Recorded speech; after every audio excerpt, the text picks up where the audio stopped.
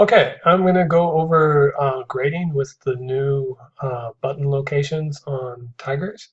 I'm starting here on the attendance screen, and I'm assuming that everybody knows how to do this.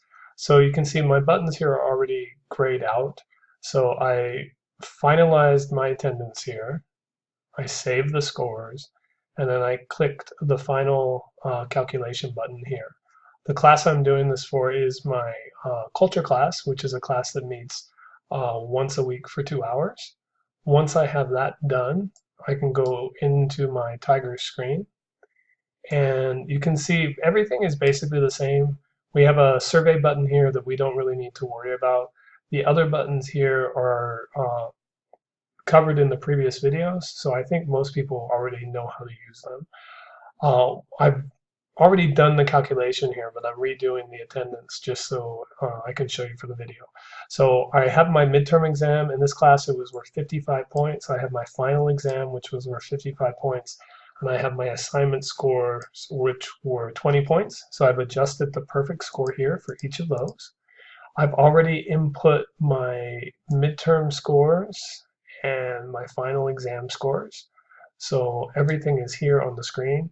And I actually know what my grading curve breakdown is in this class. So I've entered those as well.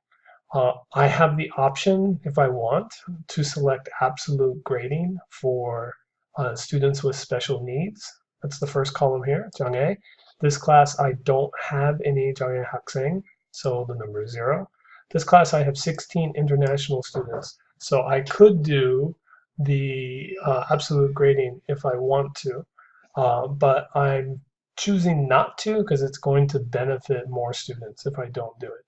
If I decided I wanted to do it, I would select Chote here, and it would do absolute grading for those students. Okay, so with that done, I'm going to first import my attendance scores from the e-attendance system.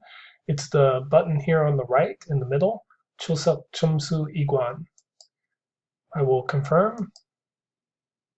It will say OK, and then it will populate the attendance score here. Then I want to calculate the scores.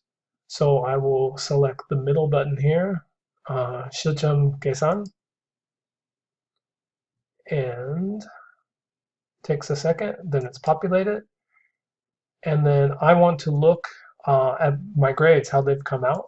So I will sort them here. Usually I start by giving everybody an F and just looking at the total score, and then I can count how many A's and B's I have. You can see here, since my curve numbers are already in, it already gave me my curve. So I've got 7 students who earned a good score, an A+. I bumped them up a few points here.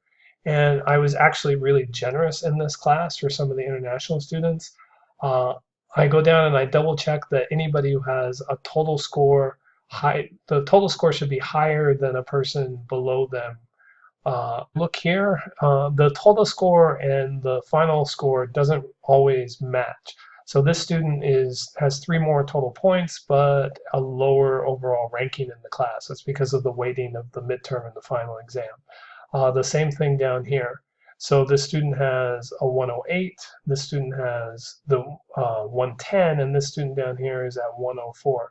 So I don't want to make my cut line for giving the B here, because this student will likely come in and complain. So I'll make the cut line here, and then the students who are lower have a lower total score.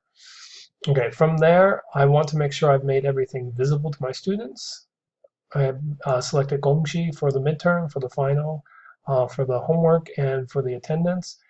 You can select to make the total points shareable if you like. I usually do. So I select the total points here, Gongxi, and then that's it. I'll select Save, Zhejiang, right? And then I will print myself a copy. Please note that when you print the copy, it will not include the course number. So please make a note on each paper that you print with the course number so we know which one it is. Please also note that this screen will not open if you have the midterm screen open as well. You have to close the midterm screen before you can open the final screen. Okay, I think that's it.